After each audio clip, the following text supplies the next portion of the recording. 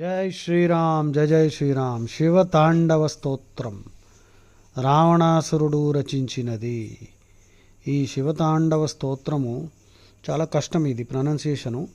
So నేను ఇప్పుడే కొంచెం ప్రాక్టీస్ చేశాను, రికార్డింగ్ చేస్తున్నాను, సో దట్ మనందరం ఇది నేర్చుకోవచ్చు. చాలా అద్భుతంగా ఉంటుంది ఇది. దీని ధ్వని జస్ట్ సౌండ్ వింటేనే చాలు సమ్మోహనం కలిగిస్తుంది, నటరాజ దర్శన అనుభూతి కలిగిస్తుంది. అద్భుతమైన స్తోత్రం ఇది.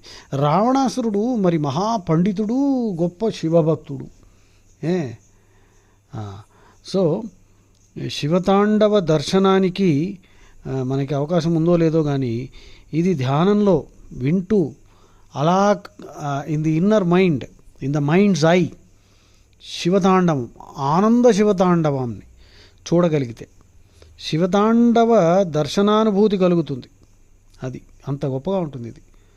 ఓరి బాబోయ్, రావణాసురుడికి ఏమి సాంస్క్రిట్ పట్టు అనమాట. సరే, ఫస్ట్ వన్ శివతాండవ స్తోత్రం. టోటల్గా 14 శ్లోకాస్ ఉన్నాయి. 15th వన్ ఈజ్ ఫలశ్రుతి అనుకోవచ్చు, ఫలశ్రుతి. ఓకే.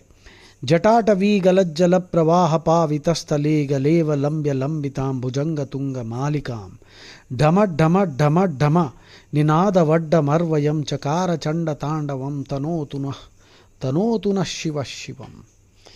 మీనింగ్కి పోతే జటాటవి అంటే జడలు, జడలు అనే అడవి నుండి జారుతున్న గలత్ జలప్రవాహము, నీటి ప్రవాహం.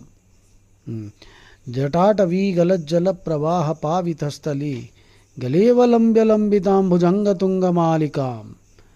లంబితాం వేలాడుతున్న భుజంగతుంగమాలికాం, పెను పామును హారముగా, గలే అంటే కంఠనము, కంఠము, అవలంబ్య ధరించి, ఢమ ఢమ ఢమ ఢమ నినాదవడ్డమర్వయం, ఢమ ఢమ ఢమ అని ధ్వని, నినాదవత్ ధ్వని కలిగిన డమరుకమును దాల్చి, చండతాండవం అంటే తీవ్రమైన తాండవ నృత్యాన్ని చేస్తున్నాడు శివుడు. చకార ఆచరించెను, అయం ఆ శివుణ్ణి, నా అంటే మాకు, శివం శుభమును తనోతు విస్తరింపజేయుగాక. తనోతు అంటే జేయుగాక.